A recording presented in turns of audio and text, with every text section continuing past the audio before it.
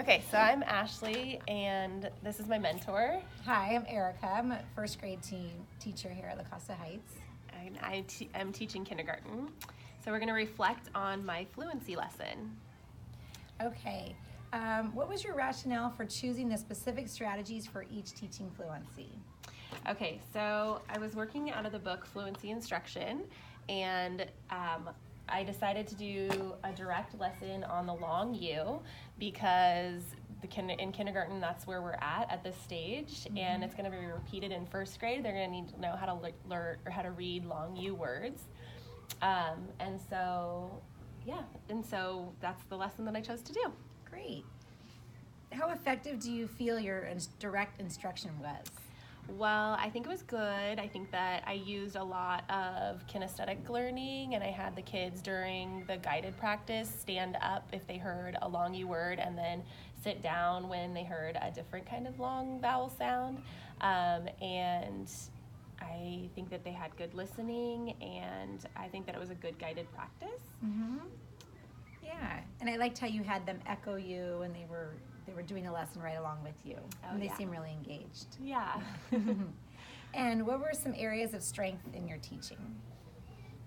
I think I articulated the words well, and I reminded them about the lazy E vowel sound, so I connected it to prior learning because we've learned the long O, the long A, and the long I, so this is just the same thing, but it's using long U. So I think connecting it to something that they already knew was helpful, and then I think that in kindergarten being able to move during a lesson is very helpful, and it gets their brain thinking. So I think that's true. Yeah, and then bring it where they really had to pay attention with the standing up and the singing out loud. Right, thinking about it, yeah. Yeah, and then can you show your data with the tracking? Oh, yeah. So then at teacher table, I was reading the long U words, and we timed ourselves for a minute, and it was just really motivating for them to be able to go through the list and see how many words they could read accurately and then record their score. So the first try, the student was able to read 6 words. On the second try, 8 words, and then by the third try, the student was reading 10 words, and this is a struggling student who's below grade level for this point in the school year, then it was motivating for him to be able to see his progress. Oh, that's wonderful. Yeah, especially 10 words, you said, for a struggling student. Is great. That's great. Yeah, it was great. And the book talks about repeated reading and how important it is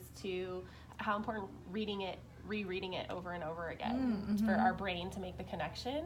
So using this to read it over and over again, he was making those connections in his brain. Oh, good. Yeah. And sometimes that can be hard for kids to motivate to want to read it over again.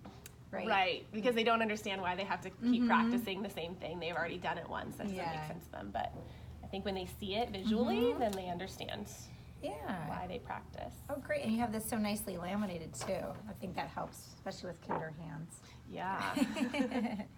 And what were some areas you felt could use improvement, or how might you improve them for the next time you teach the lesson? Let's see. I think that some of these words were too hard for my struggling students, so I kind of just had them not do them, but maybe I could have a different list because they looked at it and they were kind of overwhelmed. So we just crossed them out for the kids who were struggling because there's blends at the beginning and they just aren't really there yet. So maybe having a separate list for them and then a separate list for the higher kids.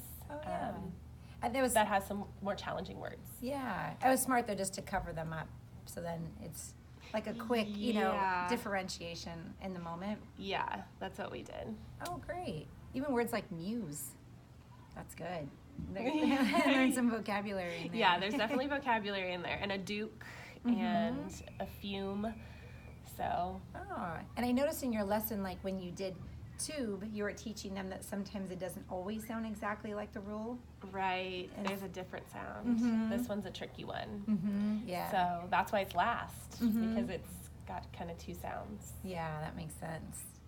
And anything else that you wanted to talk about with your lesson, or things that you saw with the classroom, or? I